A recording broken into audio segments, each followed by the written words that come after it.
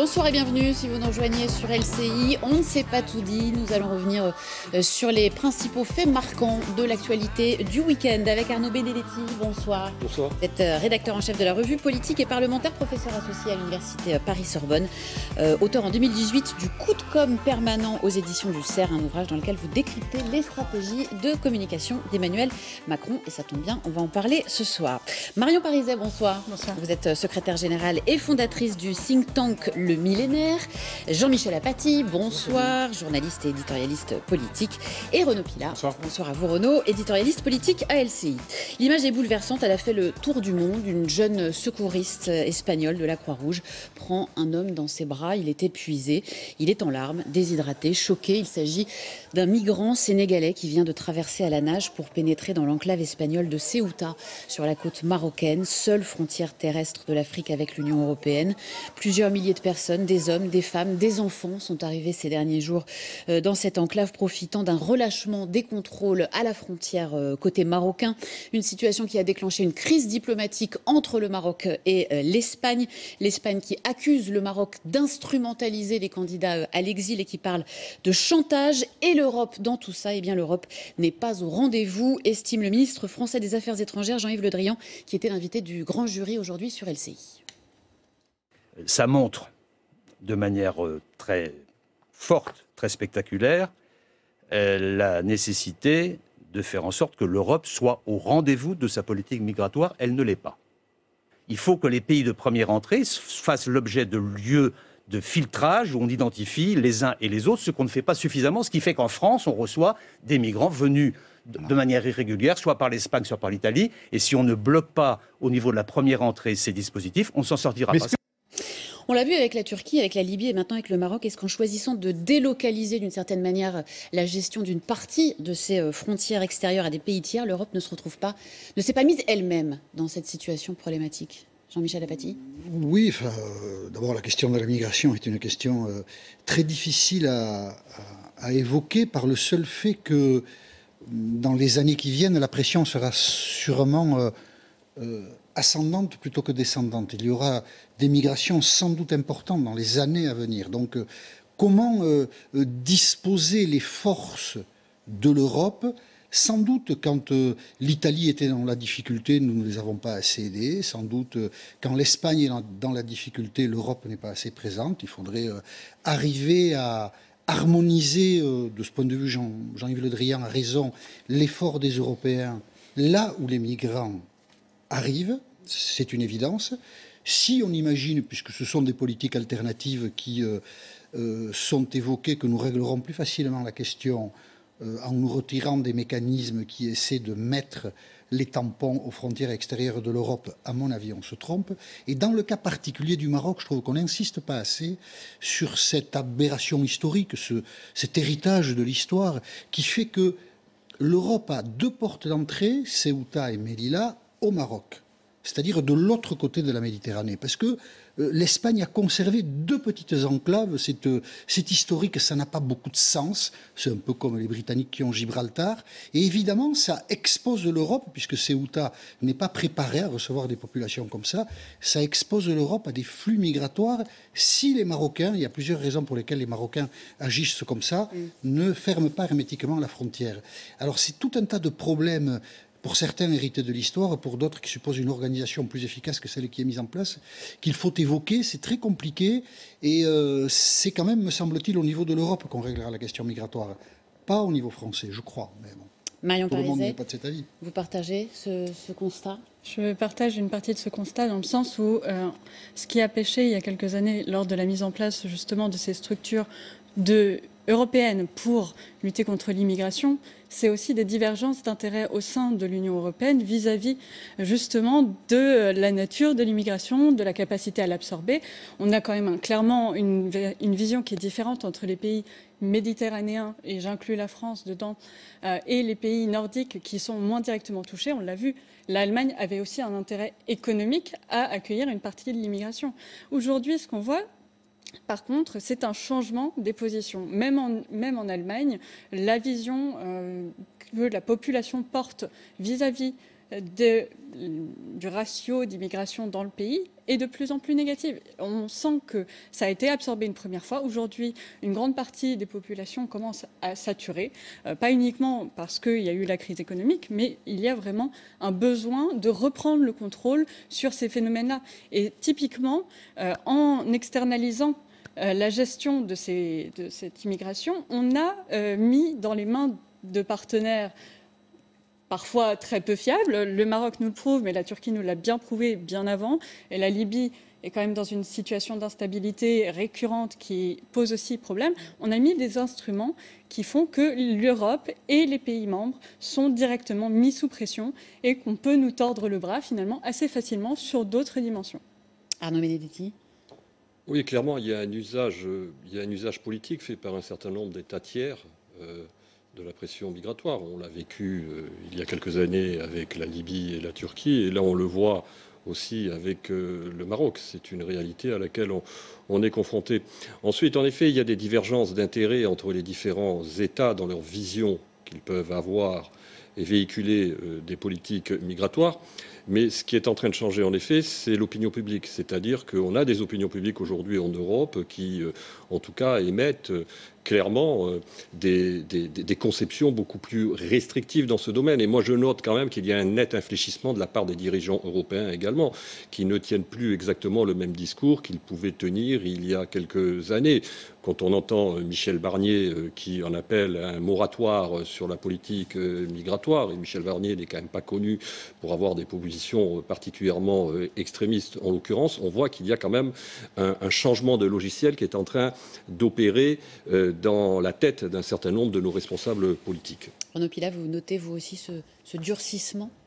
Oui, durcissement des opinions publiques européennes. Mais là, en l'occurrence, quand on regarde la situation à Ceuta, c'est quand même le Royaume du Maroc qu'il faut, qu'il faut citer et qu'il faut analyser. Pourquoi, tout d'un coup, le Royaume du Maroc ouvre les vannes, si je puis dire, je déteste ce mot, où il y a 8000 migrants en quelques jours. 8000 migrants, dont énormément de mineurs. Le Royaume du Maroc sait très bien ce qu'il fait, parce qu'à partir du moment où, dans la législation internationale, lorsque vous avez des mineurs, vous ne pouvez pas les renvoyer dans leur pays d'origine, sauf enquête. Et la plupart des ONG disent que sur place, évidemment, souvent on ne connaît pas l'âge des jeunes qui sont arrivés à Ceuta ou qui essayent d'aller en Espagne. Pourquoi le Maroc fait ça ? C'est la question du Sahara occidental. Et sans aller trop loin dans les détails, le chef du Polisario est maintenant en Espagne. Le Maroc est furieux contre l'Espagne. Crise diplomatique entre le Maroc et l'Espagne en disant le chef Polisario, vous devez le faire revenir. Il n'a pas à être parti en Espagne parce que c'est l'ennemi du Royaume du Maroc. Et l'Union européenne donne plus de 300 millions d'euros par an au Maroc pour garder les frontières de la partie africaine à ses frontières. Mais je n'ai pas entendu ces derniers jours tellement l'Union européenne faire pression sur le Maroc. Il y a un ton quand même qui est un peu monté. Oui, qui est un peu monté, mais enfin, actuellement, voilà, il y a des images qui sont d'un point de vue humanitaire qui sont tragiques, et pour l'instant, on n'a pas l'impression, ces dernières heures, que les pressions, parce qu'il y a des intérêts divergents, y compris au sein de l'Union européenne, sur le Maroc, sont efficaces. Oui, bon, ça peut s'expliquer finalement en termes de réel politique, le fait qu'on ne fasse pas trop pression sur le Maroc. D'abord, le Maroc est considéré comme un pôle de stabilité dans une zone qui quand même est parfois très compliquée. Et puis par ailleurs, il y a aussi des relations économiques qui font que vraisemblablement l'Europe met la pédale douce sur la nécessité d'intervenir et de faire pression sur les autorités marocaines. On aura l'occasion d'avoir la version du ministre marocain des Affaires étrangères, puisqu'il sera l'invité tout à l'heure sur LCI de Damien Givlet à 22h. On va passer à un sujet beaucoup plus léger, beaucoup plus politique franco-français. 4,8 millions de vues aujourd'hui sur YouTube. C'est un énorme carton pour la vidéo d'Emmanuel Macron avec les youtubeurs McFly et Carlito. Alors si vous n'avez pas suivi les épisodes précédents, je vais vous les rappeler rapidement. Le président de la République avait lancé en février dernier un défi à ces deux youtubeurs très célèbres auprès des jeunes, obtenir 10 millions de vues avec une vidéo promouvant les gestes barrières. Défi qui a été relevé haut la main par les deux youtubeurs. En échange, Emmanuel Macron s'était s'est engagé à les recevoir à l'Élysée pour un concours d'anecdotes. Le résultat a donc été diffusé ce matin. On regarde ce que ça donne. Oui, bonjour Kylian, c'est Emmanuel Macron à l'appareil. Vous êtes en haut-parleur. Ça va? Très bien, et vous? Ça va super. Vous êtes en haut-parleur, je suis avec McFly et Carlito là. Et on vous adore, Kylian, bravo, on vous aime. Merci. C'est incroyable. Merci, de fou. T'es un monstre. Comment ça va? Ça va très bien, ouais, c'est un état particulier. Tu nous as fait rêver, je sais pas quoi te dire. C'est vraiment toi? C'est vraiment Kiki, je veux Ouais, dire. c'est vraiment moi. Comment on peut savoir? Fais un tacle pour voir. Non, mais comment on peut... Oui, on sait que c'est toi, on le croit. Kylian, j'annonçais la nouvelle à nos amis, à savoir que vous alliez quitter le PSG pour l'Olympique de Marseille. Impossible. Ça, c'est beau. Yes. Yes. Oh, j'ai eu Mais peur. par contre... Attends, par contre, là, j'ai... Ouais, il dit jamais. Impossible d'aller à Marseille. C'est pas dans notre ADN, ça. Non, n'en faites pas trop non plus, Kylian. Alors, avant de vous demander si c'est le rôle du chef de l'État d'apparaître dans ce genre de vidéo, j'ai envie d'abord de vous demander, est-ce que ça vous a fait rire? Parce que je n'ai pas vu des sourires partout autour du plateau. Jean-Michel, ça vous a fait rire, vous? Moi, ou je pas trouve ça extrêmement sympathique, oui. Enfin, vous savez, moi, ça fait longtemps que je regarde la politique et je comprends bien que pour beaucoup d'observateurs, les responsables politiques devraient être des robots qui devraient toujours être figés dans des postures prédéfinies. Voilà. Quand on est président, je sais pas moi, on est toujours en costume, en cravate, on rit pas, on est sérieux. Bon, voir des images comme ça, c'est plutôt sympathique. Le coup de Kylian Mbappé, qui est évidemment préparé, Évidemment. on va revenir, si vous le souhaitez, après à la communication, est très fort. Vous voyez, même les deux rappeurs qui en ont vu d'autres, quand ils comprennent que c'est Mbappé au téléphone, ça les surprend. Ils disent, mais c'est vrai, mais c'est vous. Enfin, vous voyez, c'est quand même une séquence très drôle. Et la chute du chef de l'État, ouais, n'en faites pas trop quand même. Et bon, oui, tout ça est amusant. Et heureusement que ça n'existe pas suffisamment dans la politique, que les responsables politiques sachent montrer aussi d'eux un autre visage que le côté congelé. Et je dis ça parce que beaucoup de gens font un lien entre ces scènes-là et le bulletin de vote. Voilà, ça, ce serait, selon certains, assez scandaleux parce que ça drague les électeurs. Mais les électeurs, ils se déterminent sur 1000 autres critères que ceci. Ça, demain, ce sera oublié. C'est une image sympathique, on n'en a pas beaucoup. Celle qu'on a vue avant l'était quand même tout de même très peu. Donc, quand des êtres humains se marrent un peu, faisons-le avec eux et ne survalorisons pas, ne surinterprétons pas tout ça. Renaud Pilat, je vous ai pas vu rire. Non, mais je trouve que c'est une opération réussie. C'est réussi parce que tous les présidents de la République ne peuvent pas faire ça. Et c'est vrai que lorsqu'on a un président qui est plutôt jeune, eh bien, ça fait pas faux. Ça fait pas trop faux. Il a la quarantaine, il manie bien les réseaux sociaux, il est plutôt à l'aise, il a du répondant. Et on a donc une séquence qui, effectivement, met de l'humour dans la politique. Et je suis assez d'accord avec Jean-Michel. Les anglo-saxons adorent ça. Oui, ils savent le faire. Oui. Ils savent le faire, mais ça fait des décennies. Et c'est pas pour ça qu'on a désacralisé entièrement la politique anglo-saxonne et que nous, on aurait des politiques sacralisées qu'on ne doit pas toucher. Et franchement, si la sacralisation de la vie politique à la française nous réussissait, ça se saurait. Hein, on n'aurait pas une défiance telle depuis 40 ans. Donc je trouve qu'effectivement, opération réussie pour Emmanuel Macron. Et pour eux, alors, chapeau. Hein. Pour les deux, pour McFly et Carlito, en un an, réussi bravo. aussi. Arnaud Benedetti, vous qui décryptez la com. Écoutez, pour moi, je veux dire, il n'y a rien de nouveau sous le soleil. C'est-à-dire qu'en fait, quand on regarde l'histoire de la communication politique depuis maintenant plusieurs décennies, il y a toujours eu une volonté de rapprocher les hommes politiques des Françaises et des Français, des électrices et des électeurs. Ça a commencé avec Valéry Giscard d'Estaing qui jouait de l'accordéon ou qui se rendait dans des dîners pour rencontrer les Français et leur parler au fond des yeux. Même François Mitterrand, qui était plutôt assez marmoréen, s'était prêté à cet exercice lors d'une émission de télévision avec Yves Mourouzi, il y a maintenant de cela près de 25 ans. Donc il y a quand même, si vous voulez, dans l'histoire de la communication politique, une volonté de... Je ne sais pas si c'est désacralisé, mais en tout cas de banaliser la relation du politique à l'opinion publique. Alors là, rien de nouveau, ça va quand même plus loin. Alors oui, alors bon, ça va plus loin, mais je veux dire, 5 millions de vues en 3 heures. Oui, mais parce que bon, à l'époque, il n'y avait pas les réseaux sociaux, on n'était pas dans le même écosystème médiatique. Alors ensuite, l'autre aspect, là où je suis tout à fait d'accord avec Jean-Michel Apathy, c'est que je pense que ça ne fera pas bouger le moindre millimètre dans les lignes électorales, même si quand même derrière l'opération de communication, il y a l'intention d'aller draguer une zone de chalandise qui est celle des jeunes. Ça, personne ne s'y trompe.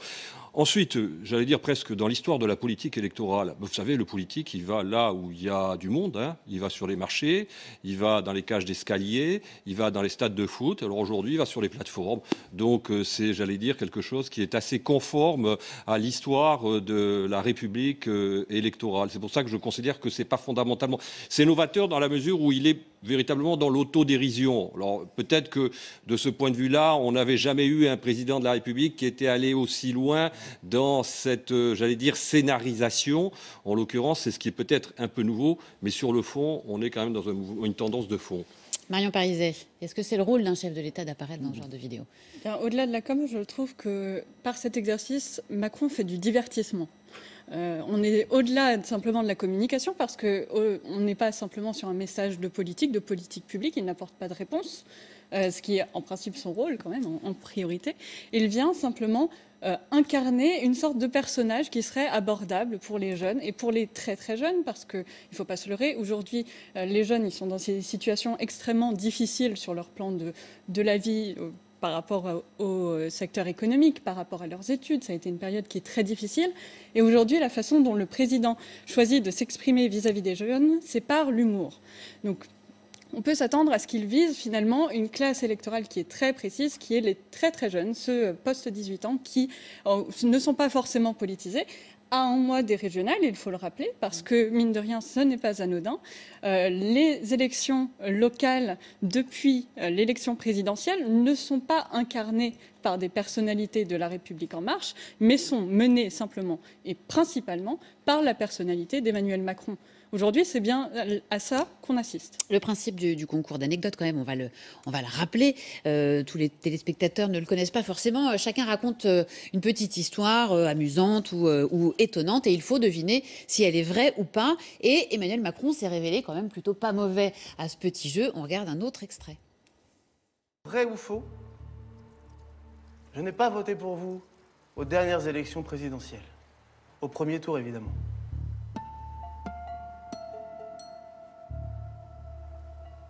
En même temps, là, vous vous mettez en situation de rompre le secret du... vous vous mettez en position bizarre. Moi, je trouve qu'on ne dit pas pour qui on vote. Je dirais pas pour qui Il dit pas pour qui il vote. L'avantage, c'est qu'au premier tour, il y avait quand même un panel et il y avait une autre option qui existe encore. Monsieur le Président, cette anecdote est-elle vraie ou fausse? C'est vrai. Pardon. Mais c'est vrai. J'étais sûr parce que vous aviez dit que vous n'alliez pas rompre le secret.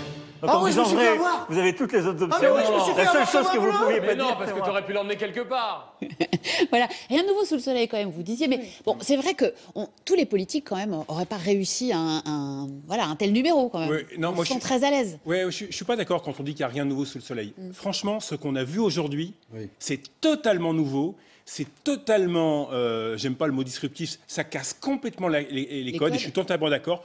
On a un président de la République qui fait du spectacle pur. C'est-à-dire que vous vous rendez compte, il n'est pas là, à la limite, dans un stade, à blaguer, à raconter une anecdote, ou à faire venir des gens chez lui. Non, il participe à un concours d'anecdotes de youtubeurs. Non mais vous vous rendez compte, c'est ne qu'est ça. Il y a zéro politique. Vous ne pouvez pas dire tout à fait ça, parce que ce concours existe, parce que quelque chose a existé avant. Il y a un an, bien sûr. La vidéo sur les gestes barrières. C'est ça, c'est-à-dire qu'à un moment où... ça part d'une action humanitaire, on va dire, ou sanitaire. Chercher à toucher une cible, le gouvernement est passé par ces deux personnages. Et ces deux personnages, on les retrouve au bout de l'épisode. Je veux dire par là que si ça avait été créé ex nihilo, si tout à coup on avait mis sur les réseaux sociaux, tiens, le président joue aux anecdotes avec deux rappeurs parce qu'il n'a rien d'autre à faire, là peut-être on aurait réagi différemment. Ça boucle une histoire. Je voudrais aussi faire deux remarques complémentaires. C'est quand on a 20 ans, la politique, c'est... Alors, il y a 30 ans, peut-être un peu moins, et encore, je ne sais pas. Mais aujourd'hui, ça paraît très loin. Et ça paraît être fait par des gens extrêmement sérieux. Casser ça, c'est plutôt amener des gens à la citoyenneté que les en éloigner. Je pense que pas un candidat de la République En Marche ne récupérera un vote avec ça. Je crois que ça dépasse largement les camps. Donc pour ça, je trouve que c'est bien. Et singularité, j'imagine, je ne suis pas dans le secret, mais que les communicants du président se sont posé la question. Comment allez-vous être habillé? Est-ce que vous allez être habillé en président ou plus décontracté? Ce qui aurait correspondu davantage à la scène et aux 3 personnes qui sont entre 35 et 40 ans. Non, il a quand même gardé costume, cravate. Donc, vous voyez, on n'a pas tout à fait décongelé l'histoire. Elle a un petit côté congelé quand même, parce qu'avec les 2 autres, il aurait pu être en bras de chemise et sans cravate. Ça correspondait quand même à la scène. Mais il l'a pas fait. Mais d'un mot, dans la révolution des supports, comme on dit, pour toucher les publics cibles que l'on veut toucher, on a quand même maintenant une évolution qui s'accélère. C'est-à-dire quand il y a 1 an, et Jean-Michel a bien raison de le rappeler, quand il y a 1 an, le gouvernement veut montrer les gestes barrières aux Français, notamment aux jeunes, ce n'est pas des clips de campagne. Non. C'est passé par eux. C'est passé par eux. C'est passé par eux. Lorsqu'on veut, depuis quelques semaines, accélérer la campagne de vaccination, ce n'est pas les clips de campagne. C'est un jeune de 25 ans avec ses amis bénévoles qui crée Vite ma dose, bénévolement, et qui, grâce aux réseaux sociaux, en quelques semaines, devient la marque la plus connue. J'ai rarement vu une marque aussi connue en taux de notoriété en quelques semaines. Et qui vient d'être décorée de l'Ordre du Mérite. De l'Ordre du Mérite, hier. Les réseaux sociaux sont en train d'accélérer à une vitesse. Il y a une accélération encore plus forte depuis, on va dire, 1 an, 2 ans. Et les États, aujourd'hui, sont obligés de délester une partie de leur pouvoir parce que les réseaux sociaux font 1000 fois plus efficacement ce qu'ils faisaient il y a encore 2 ou 3 ans. Alors, vous restez avec nous, on va se retrouver dans un tout petit instant après une courte pause. Vous allez voir qu'on parlait de politique, spectacle, de divertissement, et bien que cette vidéo n'a pas du tout été au goût de tout le monde, y compris dans la classe politique. Vous allez entendre Nicolas Dupont-Aignan qui a eu des mots très durs ce soir sur notre antenne. Et puis, on reviendra également sur la cérémonie de l'Eurovision. Vous étiez peut-être devant votre télévision hier soir pour assister à la belle 2e place de la chanteuse française. Et puis, on reparlera évidemment de la polémique autour de la victoire de ce groupe de rock italien. Le chanteur a-t-il consommé de la drogue en direct devant les caméras? A tout de suite. Vous avez le droit de regarder votre programme avec la Banque Postale, engagée aux côtés des acteurs de l'économie locale. Votre programme avec Le Bon Coin Emploi, votre partenaire pour recruter le bon candidat près de votre entreprise. Trouvez le bon candidat sur Le Bon Coin. Le monde s'est remis à zéro. Et nous aussi. Moins de vide, plus de recharge.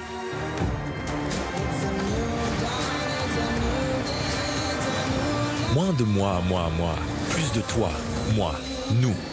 Moins de haters, plus de likes. Nouvelle Opel Mokka. Tout sauf normal. Ça, c'est Opel. Vivez une expérience hors norme avec Opel Mokka, dès 169 € par mois.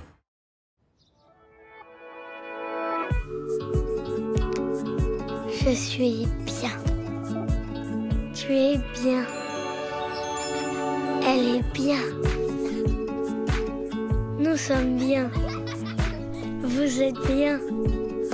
Ils sont bien. Le bien-être est plus que jamais essentiel. C'est pourquoi chez Jardiland, nous le conjuguons à toutes les personnes. Profitez d'une pause détente dans notre œuf pliant. Jardiland. Cultivez votre bien-être. C'est jamais le bon moment pour se lancer dans un projet. On se dit qu'il est trop tôt ou trop tard, et l'avenir il est tellement flou. En fait, quel que soit le moment, ce qui compte, c'est d'avoir le bon partenaire. Chez Banque Populaire, nous serons toujours à vos côtés. Banque Populaire, la réussite est en vous. J'étais dans mon salon, tranquille, et d'un coup, ils ont décidé de m'envahir. Attention, je les aime bien, hein. Mais franchement, ils font des trucs chelous. Ils sont toujours dans mes pattes. Bon, c'est vrai que c'est au poil ici, mais ils sont chez moi comme... Eh, vas-y, lâche-moi la patte, toi. Eh, t'oublies pas mes croquettes, hein. Ikea. Vous savez, je suis pas un acteur. Je travaille chez Carglass. Avant, j'étais pas un spécialiste du pare-brise, mais j'ai tout appris à l'école de formation Carglass. Le métier, c'est hyper varié. Remplacement, réparation d'impact, contact client. Et en plus, on évolue ici. Moi, j'ai commencé technicien et 2 ans après, je suis devenu chef de centre. En ce moment, on recrute 100 techniciens vitrage. Alors, rejoignez-nous. Postulez sur carglass.fr. Carglass répare, Carglass remplace. 1307 articles sur les véhicules électriques. 25 minutes à comparer leur autonomie et un train manqué. 110 503 discussions sur les technologies électriques.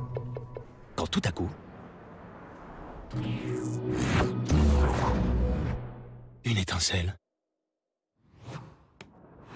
Passez à l'électrique avant la baisse du bonus écologique. En ce moment, la i208 est à partir de 159 € par mois. Il faut moins d'1 minute à un cambrioleur pour s'introduire dans votre maison. Mais avec un système de sécurité Arlo, vous avez l'esprit tranquille, sachant que nos caméras surveillent ce qui est le plus important pour vous, à l'extérieur comme à l'intérieur. Arlo à l'extérieur, la sécurité à l'intérieur. Prenez des mesures pour protéger votre domicile. Visitez arlo.com.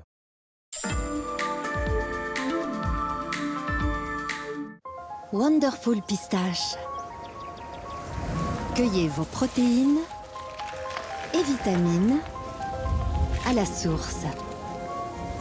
Wonderful Pistache, craquez pour le végétal.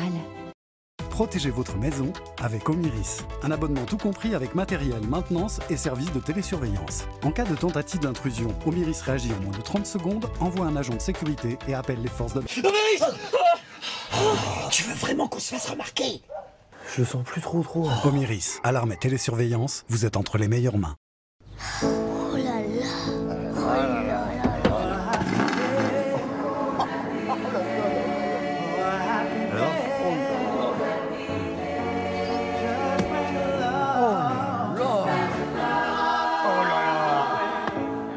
Nouvelle Citroën IC4 100% électrique.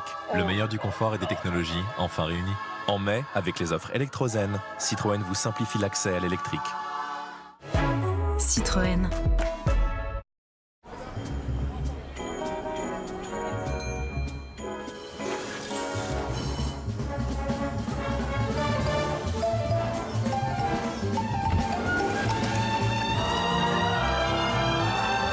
Renault Occasion, Renew, nouveau pour vous. Découvrez Renault Zoé d'occasion 100% électrique à partir de 4 € par jour, bonus écologique et prime à la conversion déduit.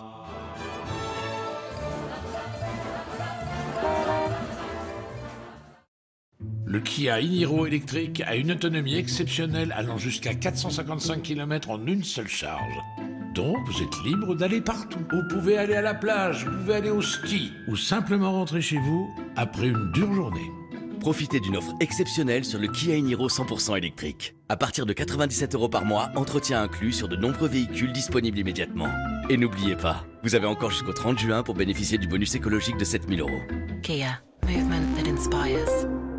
Tout ce plastique dans nos océans est préoccupant. Comme Optique 2000, Maud Lecard fait un geste. Avec la collection C2C, optique et solaire, fabriquée à partir de déchets plastiques marins recyclés, Optique 2000 contribue au respect de la planète. Une nouvelle vision de la vie. Dispositif médical.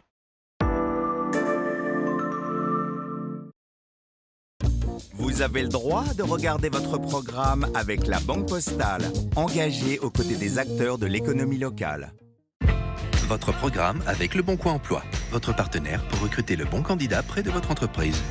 Trouvez le bon candidat sur Le Bon Coin.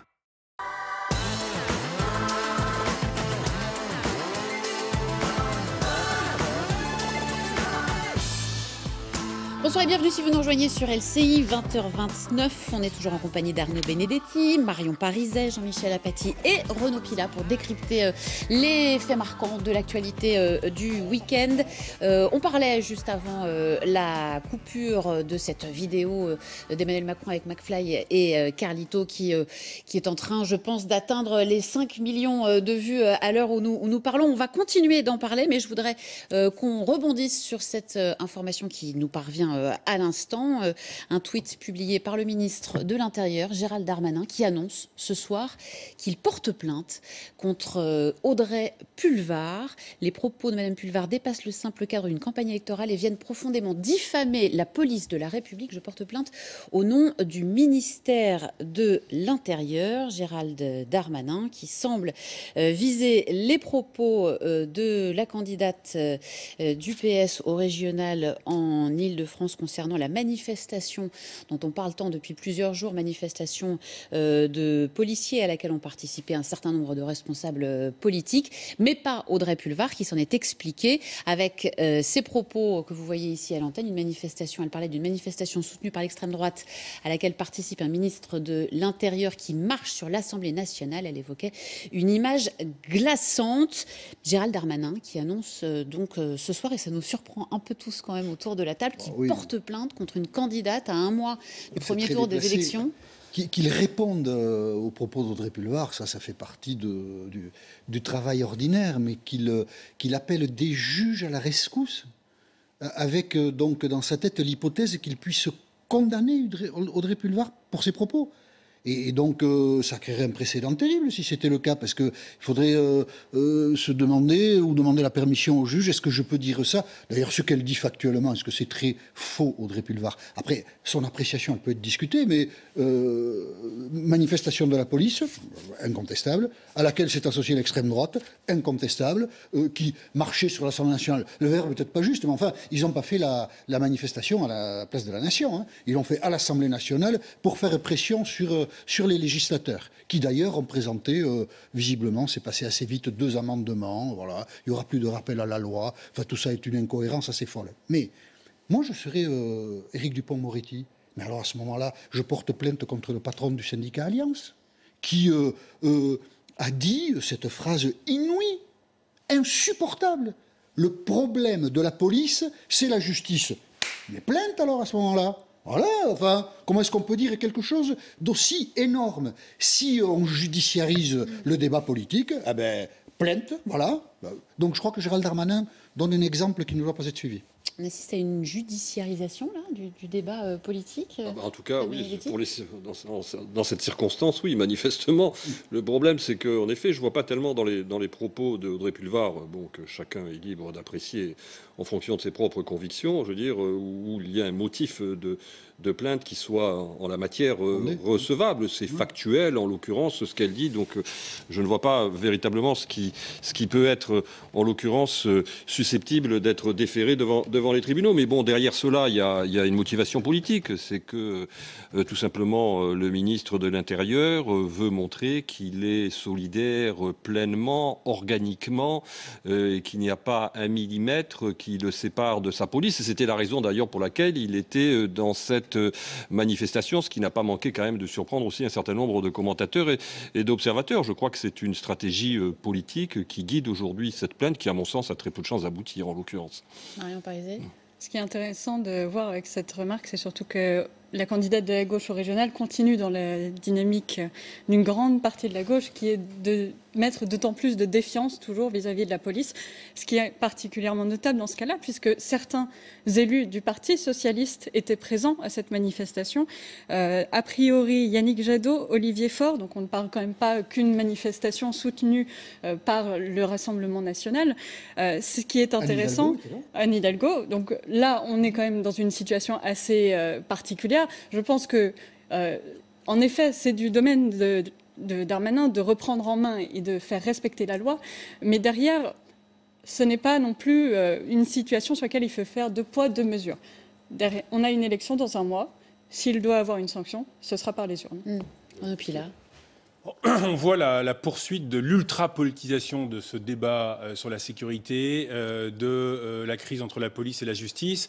Et il va être intéressant d'en savoir un peu plus dans la soirée sur l'intitulé exact de la plainte de Gérald Darmanin au nom du ministère de l'Intérieur, dit-il. Il va falloir voir exactement sur quelle partie des propos est cette plainte, parce qu'effectivement, on a là une opinion politique de la part d'Audrey Pulvar qui dit que cette marche était, selon elle, glaçante, avec des policiers qui marchent sur l'Assemblée. On sait qu'en coulisses, des élus disaient que cette expression « marcher sur l'Assemblée » pouvait avoir une connotation historique qui choquait, qui pouvait choquer certains.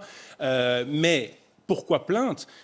Avant d'en savoir plus et de voir exactement quel est l'intitulé de la plainte, on voit un ministre de l'Intérieur qui, une fois de plus, colle à ses troupes, colle aux syndicats de policiers, un ministre, un gouvernement sous pression, on le voit bien.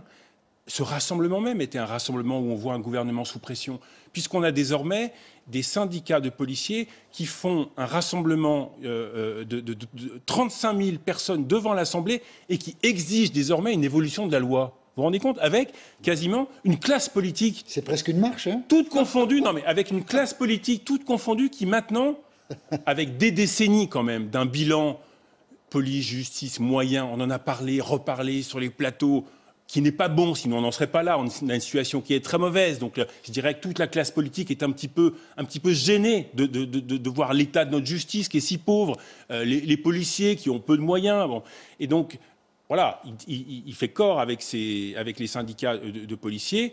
Et dernière chose, paradoxalement, il va être intéressant de voir la réaction des amis de gauche de Dreypulvar. Parce que peut-être que du coup, il va y avoir en retour une solidarité nouvelle autour de Dreypulvar. Parce que c'est vrai qu'en coulisses, on voit qu'en Ile-de-France, la campagne de Dreypulvar patine. Et un sondage paru ces dernières heures qui la donne à 10%. Elle était à 16% ou 15% au mois de janvier. Elle stagne. Et c'est vrai que je peux vous dire qu'en coulisses, au sein du PS, les propos de Dreypulvar ont été mal pris parce que à cette marche qu'elle dit glaçante, il y avait Anne Hidalgo. Et Olivier Faure. Anne Hidalgo, à qui elle doit notamment sa tête de liste en Ile-de-France. Donc on a du billard à 3 bandes, mais tout ça n'est pas bon, pour le débat démocratique. Mais il faut bien reconnaître que la manifestation de la police, on ne peut pas la critiquer. Est-ce qu'il y a une osmose complète entre la notion de défendre la police, ou de dire qu'on a besoin de la police, qui est évidemment une évidence, et est-ce qu'il y a de l'espace pour critiquer cette manifestation telle qu'elle a été faite, ces mots d'ordre, les excès des syndicalistes. Ça a été fait par M. Mélenchon. Les excès des syndicalistes policiers. Après tout, est-ce qu'Anne Hidalgo a eu raison de s'y rendre ? Est-ce que Gérald Darmanin a eu raison de s'y rendre? Moi, je serais curieux de connaître la réalité du dialogue entre Gérald Darmanin et Éric Dupond-Moretti. Quand le patron d'Alliance à la tribune dit « c'est factuellement faux, c'est dangereux », Éric Dupond-Moretti est le ministre des prisonniers. Alors, Éric Dupond-Moretti, il a fait une phrase de 3 km dans laquelle il y avait le mot « prisonnier ». Et l'autre, il saucissonne comme ça l'arrange, il livre ça à la foule, tout le monde gueule, et voilà une manifestation soutenue par le ministre de l'Intérieur qui est en train d'accabler le ministre de la Justice. Est-ce que la République peut fonctionner comme ça? Bien moi... Enfin, il est venu saluer ses troupes. C'est pas soutenu, il n'a pas appelé. Il est venu saluer ses troupes. De fait, il les soutient. Mais là où je suis d'accord, Jean-Michel, tous les syndicats de police ne sont pas d'accord avec Synergie et Alliance. Ils ne sont pas d'accord sur les propos de tribune. Gérald Darmanin dire que les propos du secrétaire national d'Alliance étaient excessifs? Vous l'avez entendu? Vous l'avez entendu dire qu'on ne pouvait pas, qu'on ne devait pas dire que le problème de la police c'était la justice? Tintin. Tout ça, ça ne... Il est en ce moment en total soutien. Total soutien des syndicats de policiers. Parce que les syndicats de police, en fait, non, ils font il ne le fera pas. On a une crise de la police. Il ne le fera pas pour plusieurs raisons. La première raison, c'est que la police, durant ce quinquennat, a été mise à rude épreuve. Elle a été mise à rude épreuve parce qu'elle a été extrêmement mobilisée, notamment, ne serait-ce que parce qu'il y a eu un certain nombre de crises sociales, notamment la crise des Gilets jaunes, où on a vu quand même un recours assez soutenu aux forces de l'ordre, au terrorisme, etc. Le deuxième point, c'est que vous avez un état de l'opinion publique aussi, un état de l'opinion publique où l'opinion publique aujourd'hui soutient sa police, même si on voit que ça a un peu baissé par rapport aux années 2015, des années de terrorisme. Il y a un troisième sujet qui va au-delà de la police. C'est que, bon, il y a une crise de confiance, on le sait, de la société, de l'opinion publique vis-à-vis des politiques. Mais ce qui se manifeste depuis maintenant quelques semaines, voire depuis quelques mois, c'est qu'à l'intérieur même de l'État, il y a finalement un certain nombre de voix qui s'expriment. Alors on l'a vu avec les militaires, on le voit aujourd'hui avec le corps préfectoral, on le voit avec la police, où on a le sentiment que de manière endogène à l'intérieur de l'État, il y a une sorte de défiance à bas bruit qui est en train de s'exprimer. Voire colère. La tribune, par exemple, d'un certain nombre d'anciens préfets du corps préfectoral, tout en euphémisme, elle montre une défiance très nette vis-à-vis, par exemple, de la position que vient de prendre l'exécutif sur la suppression du corps préfectoral. Donc, dans l'état de tension qui existe à l'intérieur aujourd'hui de l'État, je ne suis pas sûr qu'en effet, la position de Gérald Darmanin sera une position qui visera, par exemple, à faire le tri entre les syndicats de police pour en condamner certains et en gratifier d'autres. Il y a des raisons aussi, j'allais dire, profondes qui expliquent cette disposition. Alors, je vous propose de revenir sur cette vidéo dont on parlait tout à l'heure d'Emmanuel Macron avec les youtubeurs McFly et Carlito. Je vous avais promis de vous faire écouter Nicolas Dupont-Aignan, qui a eu des mots... Détendre l'atmosphère, McFly et Carlito, ça ferait du bien. On va voir ça dans les prochains jours, mais je vous propose d'écouter la réaction de Nicolas Dupont-Aignan, qui n'a pas beaucoup ri au visionnage de la vidéo. Ça me fait de la peine, et je vais vous dire pourquoi. Pour qui? Pour la France, pour le président et pour les institutions. Et c'est tout à fait symbolique, ce quinquennat se termine sur de la com, des discours, des bons mots, des petites blagues. Il fait le clown. Mais libre à lui de faire le clown. Si les Français veulent un clown à l'Élysée, ils continuent. Moi, je veux pas un clown à l'Élysée. Je veux un homme d'État qui règle les problèmes du pays et qui essaye de les régler, modestement, qui trace un cap, une vision de la France. Qu'est-ce que la France? Vous imaginez Poutine, Biden, Merkel, le président chinois faire ça? Vous imaginez ça? Vous imaginez le ridicule de la France dans le monde entier? Et on va écouter tout de suite la réaction de Sacha Alphen qui est avec nous en direct. Bonsoir, merci d'être avec nous sur LCI. Vous êtes porte-parole et conseiller national des jeunes avec Macron. Vous avez entendu Nicolas Dupont-Aignan qui accuse le chef de l'État de se livrer à des clowneries. Qu'est-ce que vous répondez? Bonsoir. C'est assez étonnant enfin non, même pas étonnant de voir Nicolas Dupont-Aignan donner des leçons de communication au président de la République alors qu'il constamment il alimente sur la sphère Twitter, Facebook des complots ou relayer des fake news. Donc je pense que le président de la République n'a pas de leçons à recevoir de la part de M. Dupont-Aignan. Ce qu'on retient aujourd'hui de cette vidéo, et en tant que jeune étudiant, j'ai passé un agréable moment en la regardant, c'est qu'en fait, il y a une première vidéo qui a permis de rassembler 15 millions de visionnages pour les gestes barrières. En plus de ça, qui a un caractère associatif, parce que tous les fonds pour YouTube ont permis d'alimenter une association caritative pour des épiceries solidaires. Donc ça, c'est quand même une très belle cause. Et aujourd'hui, on a un succès d'une vidéo avec quasiment plus de 5 millions de visionnages à l'heure où nous parlons. Donc c'est quand même quelque chose d'assez fort.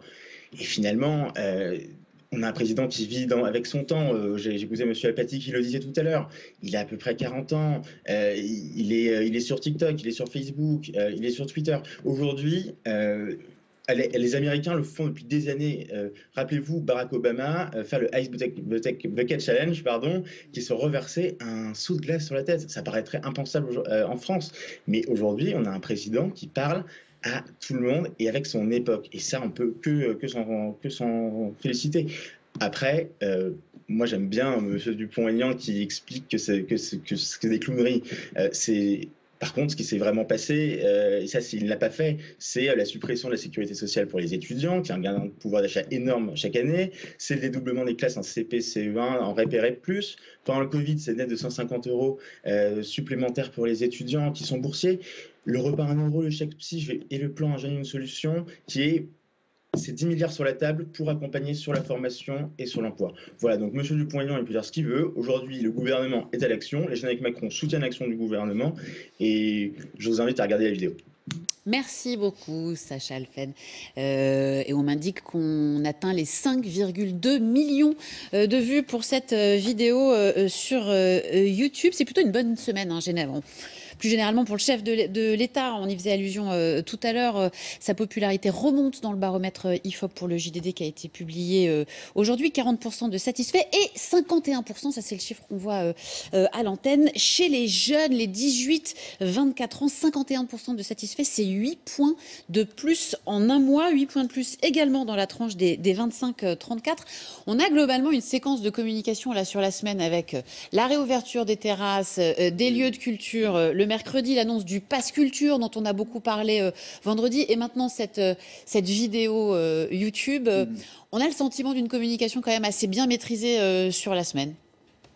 Il y avait une circonstance formidable et heureuse, la réouverture des commerces, des terrasses, des restaurants. Donc le pouvoir politique, quel qu'il soit, évidemment, en profite un peu. Enfin, mais bon, après, encore une fois, tout ça, ce sont des épiphénomènes. Demain, après-demain, il y aura des épisodes qui chassent tout ça. Enfin, ça ne structure pas grand-chose dans l'opinion publique. Ces événements-là, ils passent vite. C'est autre chose qui travaille l'opinion publique beaucoup plus. Les images qu'on a vues au tout début des migrations pèsent plus sur l'opinion publique que McFly et Carlito. Et je voudrais juste dire à Nicolas Dupont-Aignan, parce qu'il dit on ne voit pas Vladimir Poutine faire le clown. Hop, hop, hop, hop. Vladimir Poutine, il joue au hockey, il va à la chasse à l'ours, il fait ceci, il fait cela. Il faudrait qu'il le raye de la liste parmi les dirigeants pas très sérieux. Il y a Vladimir Poutine. Marion Pariset. J'aimerais revenir juste sur un point que le représentant des jeunes La République En Marche a signalé, a souligné. Il a parlé du modèle américain Je trouve ça assez intéressant parce que justement, c'est bien l'expression, à travers cette animation, ce petit moment de divertissement que nous a offert Macron, d'une forme d'américanisation, désolé, c'est toujours compliqué, voilà, de la vie politique française. Et c'est quand même assez triste de se dire que finalement, on est dans une société où on prend tous les côtés qui sont aussi assez négatifs de la société américaine sans prendre les solutions qu'ils sont capables de mettre en œuvre pour protéger leur pays, pour réussir à croître, pour réussir à rayonner au-delà. On est vraiment sur un côté, on prend tout ce qui ne va pas, on prend les problèmes de société, on prend les questions de communication. Bien sûr, il ne faut pas se couper des réseaux sociaux, hein, ce n'est pas du tout mon point, mais on a ce phénomène profond d'américanisation qui s'exprime et qui est cristallisé dans cet événement.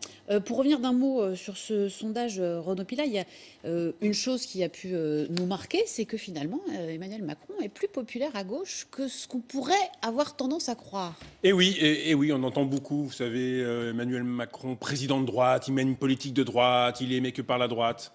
Eh bien, quand on regarde depuis quelques semaines toutes les enquêtes d'opinion, un peu finement, c'est faux. C'est faux. Et le sondage, alors on va voir si ça suit dans les prochaines enquêtes. Actuellement, dans le sondage IFOP mensuel, qui est un baromètre très ancien, avec près de 2000 échantillons, 2000 personnes, donc voilà, on regarde ça sur une longue lignée, c'est intéressant, c'est très sérieux, eh bien on a 36% de sympathisants PS satisfaits d'Emmanuel Macron, 34% de sympathisants LR. Donc il est plus populaire, c'est pas énorme. Et 43% chez les sympathisants chez deux explications. Premièrement, effectivement, il y a le vide à gauche pour l'instant. Il n'y a pas d'incarnation. Oui. Donc, comme vous n'avez pas d'incarnation, eh bien, il faut bien en trouver une. Mais ce qui est quand même intéressant, c'est que même s'il n'y a pas d'incarnation à gauche ou chez les écolos, Emmanuel Macron ne rebute pas totalement cet électorat-là. Il est beaucoup plus centre-espace central 4 ans après qu'on ne le croit. On dit toujours, il a perdu sa gauche, il va qu'à droite. C'est totalement faux. S'il allait qu'à droite, il ne serait pas à 51% chez les 18-24 ans. Parce que ce sondage, ce n'est pas que l'effet des confinements. Moi, j'ai regardé, il y a 1 mois, il y a 2 mois, il y a 3 mois, il était encore assez populaire chez les jeunes, contrairement à ce qu'on entend très souvent. Et moins populaire. Et où est-ce qu'il perd depuis des semaines et des semaines? C'est à droite. Et au RN, évidemment. Pourquoi? C'est la sécurité. Et pourquoi Gérald Darmanin et Emmanuel Macron a fait son interview il y a 3 semaines dans le Figaro, 2 pages sur la sécurité? Parce qu'il se dit... si je continue, je vais finir par être le candidat social-démocrate en 2022, contrairement à ce qu'on entend partout.